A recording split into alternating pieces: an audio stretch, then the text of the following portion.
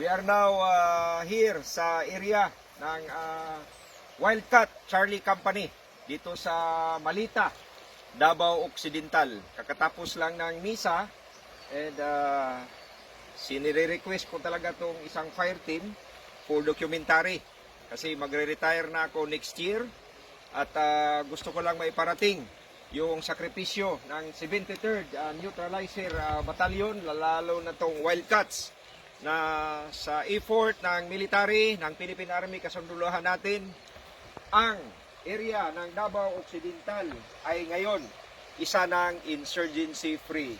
Mabuhay ang Wildcats! Mabuhay! At isa din dito yung programa ng Chaplain Service na naging bahagi kami na palagi kasama sila, nagdadasal, nagpipray sa isang misyon para sa kapayapaan. To God be the glory. Salamat!